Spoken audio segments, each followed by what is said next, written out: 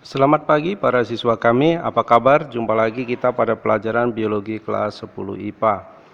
Pada pelajaran kali ini kita akan belajar tentang keselamatan kerja di laboratorium. Baik, sebelum kita mulai pembelajaran, mari kita berdoa sesuai dengan keyakinan kita masing-masing. Berdoa mulai. Selesai. Baik, para siswa kami, tentunya kita di dalam bekerja itu tidak boleh sembarangan, terlebih kalau kita bekerja di laboratorium. Banyak sekali kejadian-kejadian pekerjaan yang di laboratorium pada akhirnya akan menimbulkan efek yang besar. Seperti isu-isu yang selama ini berkembang, virus corona itu disebabkan karena bocornya ataupun keteledoran dari pihak laboratorium di Wuhan. Nah, itu isu ya, masalah kebenarannya kita tidak tahu. Nah, itu kita sebagai contoh ya, contoh bahwa keteledoran itu bisa membuat bahaya. Maka kita di dalam bekerja, apapun pekerjaannya terlebih di laboratorium harus memperhatikan banyak hal. Kecelakaan kerja di laboratorium itu bisa disebabkan oleh banyak hal. Yang pertama bisa disebabkan karena manusianya, faktor manusianya. Ya. Manusia itu bisa menimbulkan kecelakaan kerja itu disebabkan karena yang pertama bisa saja karena kurang paham mengenai bahan-bahan dan peralatan-peralatan di laboratorium itu. Dia tidak paham bagaimana menggunakannya.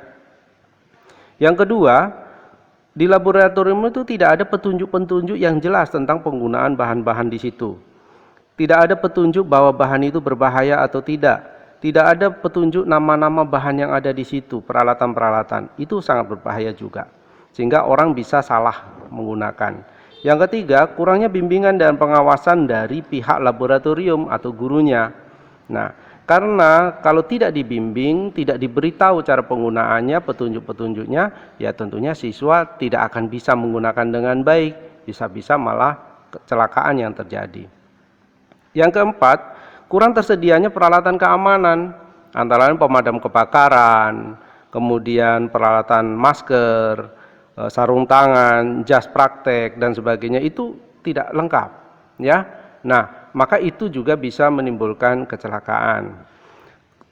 Yang kelima, tidak mengikuti petunjuk aturan. Artinya orang yang praktek, siswa, guru yang praktek di laboratorium itu bekerja dengan sembarangan, sembrono, ya. Dengan peralatan-peralatan itu sembrono, maka ini bisa menimbulkan juga kecelakaan, ya, insiden. Nah, kemudian yang keenam, bekerja di luar kesadaran, tidak hati-hati dalam melakukan laboratorium itu. Sering bercanda, ya, bercanda, sembrono, bengong, itu juga berbahaya untuk di laboratorium.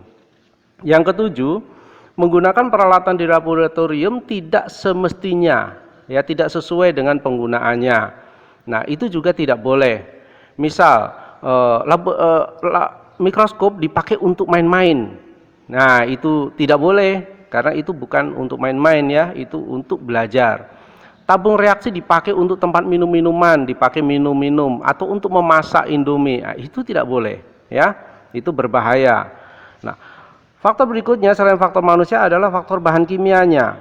Nah, kita tentunya harus mengenal simbol-simbol yang ada pada bahan kimia itu, ya. Apa arti simbol-simbol yang ada? Nah, simbol yang pertama adalah simbol yang artinya iritasi, bisa menimbulkan iritasi. Nah, seperti ini tanda seru ya. Tanda seru berarti bahan kimia di situ bisa menimbulkan iritasi. Kalau ada simbol tengkorak ya, tengkorak dengan tanda silang berarti itu menimbulkan racun, beracun. Jika terminum itu berbahaya.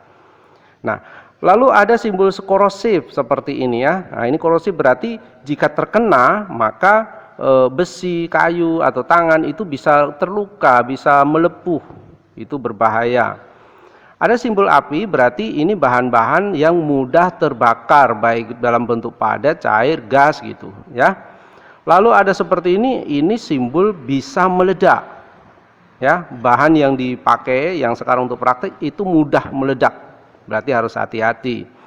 Nah, simbol seperti ini berarti bahan yang kita pakai itu mudah bereaksi dengan oksigen dan mudah terbakar juga gitu jika pada panas tertentu. Simbol berikut adalah Berarti bahan kimia yang kita pakai praktek itu bisa meracuni lingkungan, bisa berbahaya bagi ikan, tumbuhan gitu, bisa mati gitu ya. Nah, itu harus kita perhatikan betul ya, simbol-simbol seperti itu. Faktor yang ketiga adalah dari peralatannya. Nah, dari peralatan, kita dalam menggunakan peralatan tentunya harus tepat, harus safe ya, harus dipilih mana yang masih bagus, mana yang tidak. Dengan menggunakan peralatan-peralatan yang rusak, itu bisa menimbulkan kecelakaan kerja juga di laboratorium, bisa terluka. Tabung reaksi yang sudah pecah tentunya jangan dipakai lagi ya. Botol-botol yang sudah bocor jangan dipakai lagi untuk penyimpanan. Timbangan-timbangan yang sudah rusak jangan dipakai lagi karena dia tidak akan akurat lagi. Nah, seperti itu contohnya ya. Peralatan-peralatan harus tepat ya, tidak boleh sembarangan. Tabung reaksi tidak boleh untuk menumbuk. Tabung reaksi hanya untuk cairan, tapi ada di situ yang khusus untuk menumbuknya. Nah, baik. Faktor berikutnya adalah sarana dan prasarana penunjang. Nah, di dalam laboratorium tentunya kecelakaan kerja itu sangat riskan ya, tapi harus ada sarana prasarana menunjang, antara lain air yang selalu mengalir, air bersih ya, itu harus ada. Kalau tidak ada itu berbahaya sekali. Yang kedua adalah peralatan yang lain adalah pemadam kebakaran, air dan sebagainya, itu bisa untuk menghindari kecelakaan kerja. Kemudian penataan listrik yang baik itu juga bisa menghindari kecelakaan kerja. Nah, maka dari itu para siswa kami, hati-hatilah di dalam bekerja baik di sekolah maupun di rumah.